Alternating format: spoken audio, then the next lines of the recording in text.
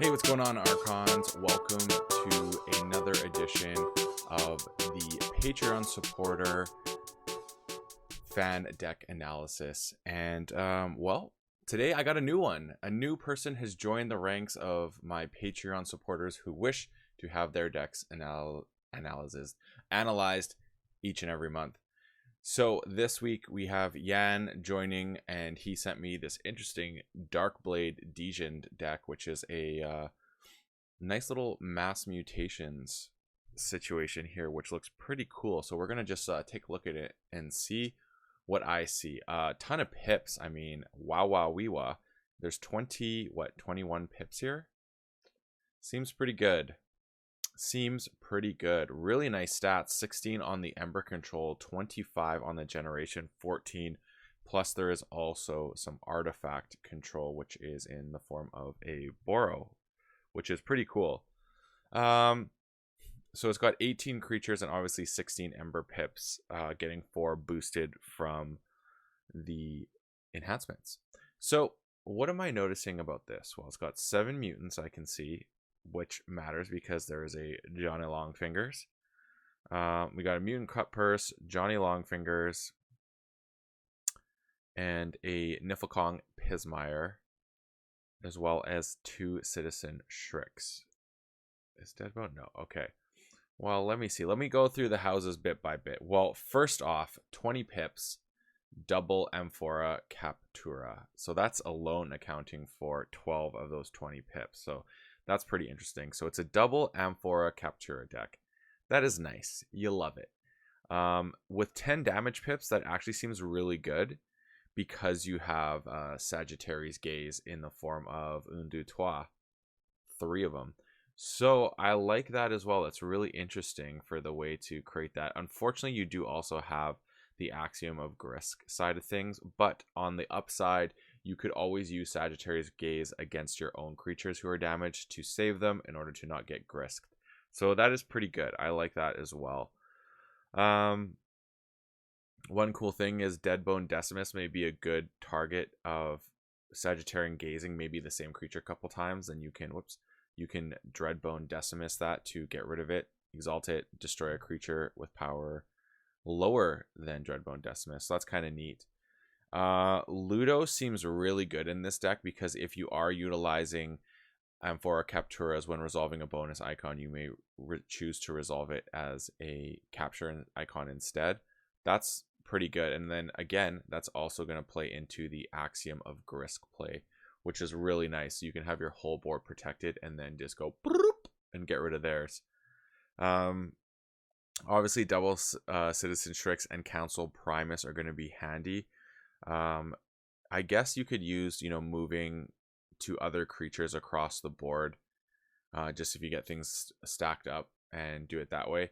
I also think Perfectus Ludo, there's going to become times when Ludo's out, you are 100% going to want to just, what's it called? Kamikaze your creatures just to get the Ember off. You got to use that Ember control. With Ludo in play, I think it makes sense to actually, you're going to end up just letting your creatures die and taking the L. If it's a mutant, you got Johnny out, then even better because you can steal one, Ember disappears. So I think that's something that has to be taken into consideration as you're playing. Beware the Ides, the last card I haven't talked about. It's pretty self-explanatory. Again, if you can get a Sagittarius Gaze target on the other side, that would be ideal. Boro, fantastic. Lights Out, also nice. If you're putting Ember on the other side of the board, return them to hand, get that Ember back.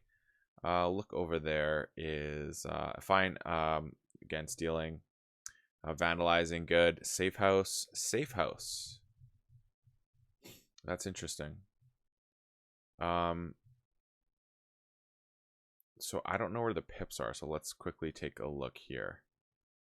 So we have, probably should look this before. So we have a draw pip on Axiom of Grisk.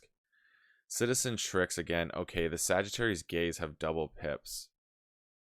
What is this? Vandalize, Bruno.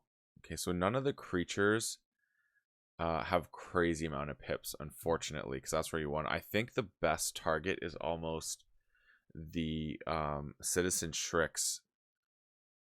Yeah, now I'm looking at it, I think that's exactly where kind of want that to go. The more I'm looking at this. Yeah. Because the drop hip's really nice. So I think that Citizen Shrix would be the target for a safe house. Only thing with that is that you do have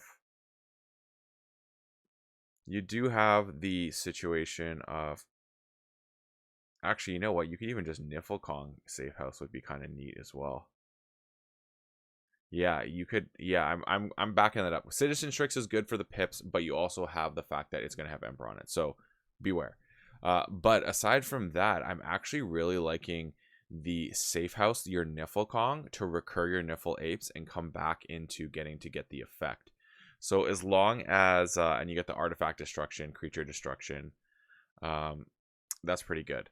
Or 3 damage to a creature, steal 1, and destroy an enemy artifact. You love it. So I think that's really good, especially when there's only 2 Niffle Apes. I think that's actually going to be quite handy.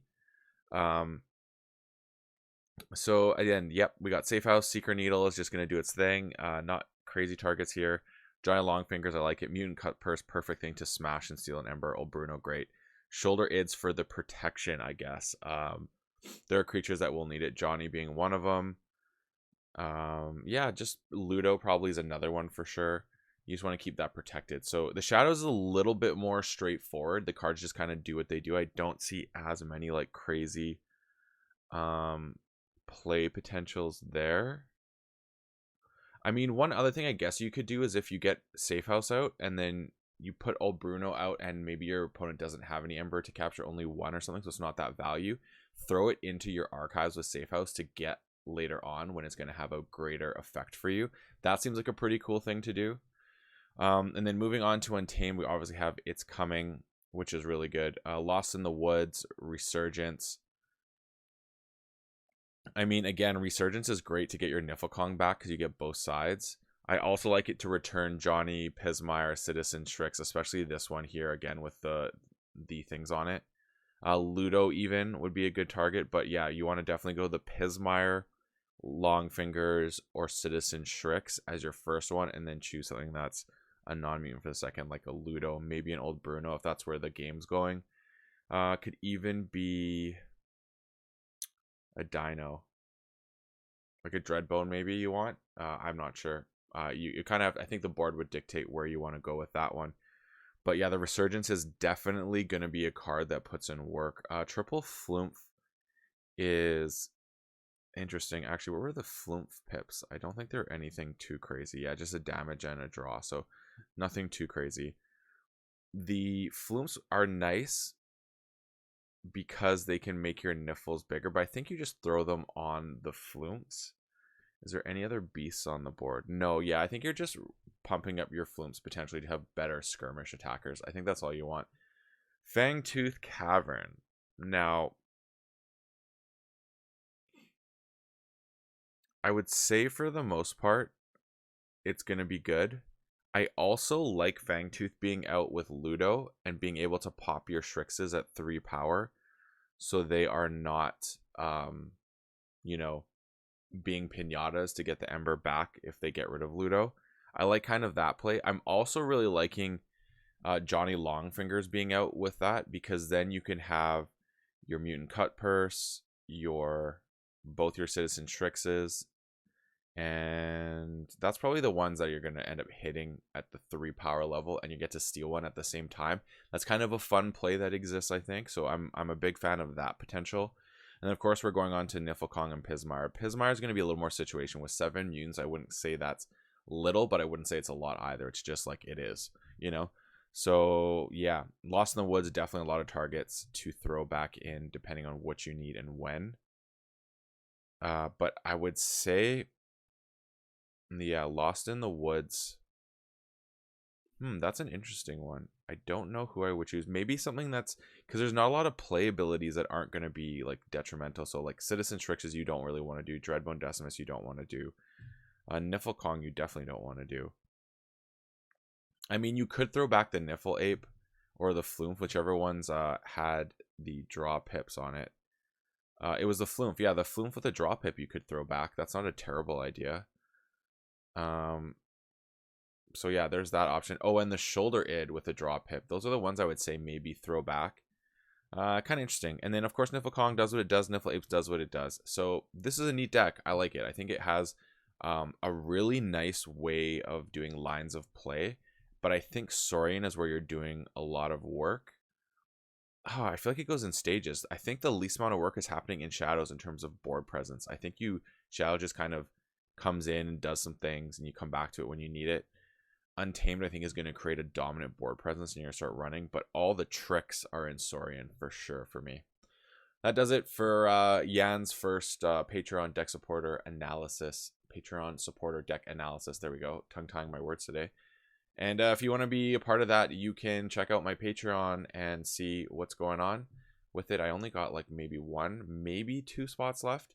It's a restricted Patreon tier. So if you would like to have your decks done in this sort of analytical fashion, please go check it out. And if you want some cheap KeyForge product, AOA, Worlds Collide, Mass Mutations, I got it. So hit me up and let me know on Discord, Boulevard Blake #3840. Thanks so much for tuning in today, folks. And as always, may your ember never be stolen and your keys forged promptly.